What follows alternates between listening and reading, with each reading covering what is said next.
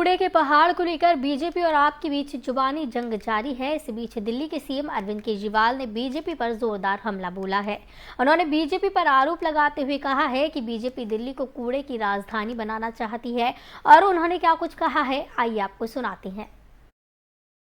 हमें कोशिश तो ये करनी चाहिए थी कि इन तीनों पहाड़ों को खत्म करें और जैसे दुनिया के अन्य शहर हैं, जो डेवलप्ड कंट्रीज हैं, वहाँ पे जो सॉलिड वेस्ट मैनेजमेंट की मॉडर्न टेक्निक्स हैं उनको लाके हम दिल्ली में लागू करें। हमें कोशिश तो ये करनी चाहिए थी।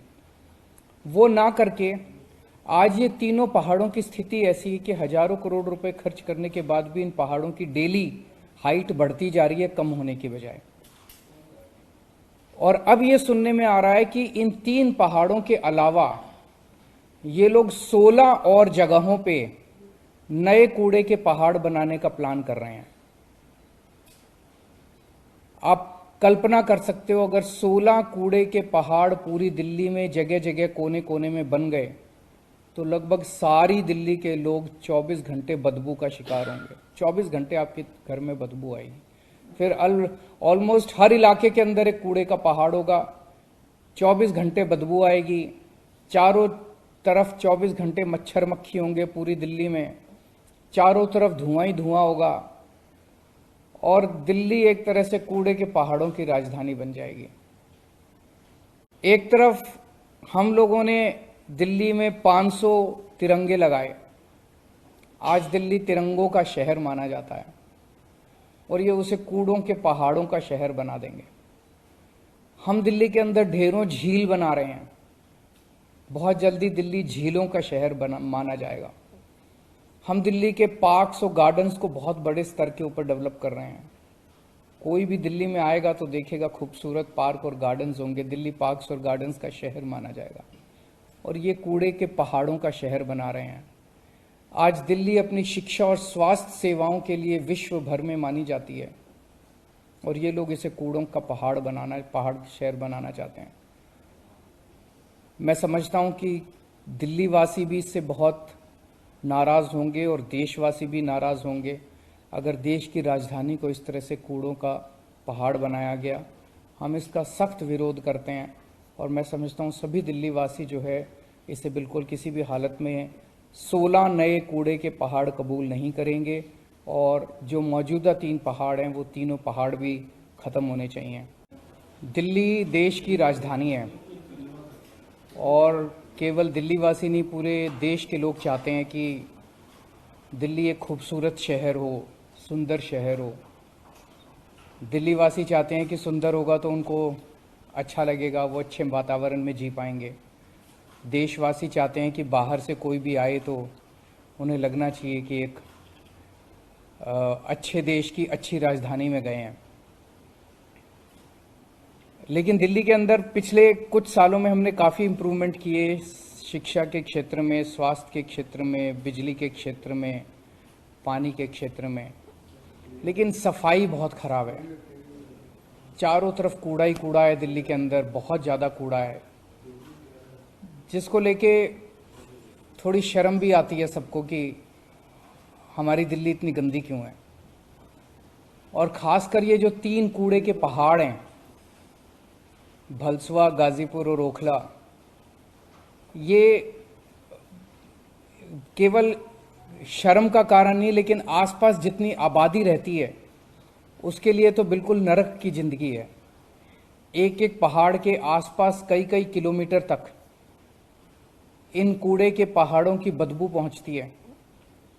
चारों तरफ मच्छर मक्खी हैं। इन पहाड़ों पे जब तब आग लग जाती है उसका धुआं चारों तरफ फैलता है। अगर आसपास के लोगों से पूछें तो एक तरह से उनकी जिंदगी जो है वो नरक बन चुकी है। बच्चों का बचपन पोषण युक्त बनाने के उद्देश्य से राष्ट्रीय पोषण माह के अंतर्गत सीएम योगी ने यूपी में 199 आंगनबाड़ी केंद्रों का शिलान्यास और 501 केंद्रों का लोकार्पण किया। इस मौके पर आयोजित कार्यक्रम को संबोधित करते हुए योगी ने कहा कि बच्चे देश का वर्तमान होने के नाते देश का भविष्य होते हैं। जब देश का वर्तमान सुरक्षित होता है तभी देश का भविष्य भी सुरक्षित हो सकता है। आज यहाँ पर आपने देखा होगा कि कैसे तकनीक के साथ जुड़ करके हम लोग अधिक से अधिक लोगों तक, अधिक से अधिक माताओं तक, अधिक से अधिक किशोरी कन्याओं तक, बच्चों तक पहुंच करके शासन की योजनाओं का लाभ उन तक पहुंचाने का कार्य कर रहे हैं।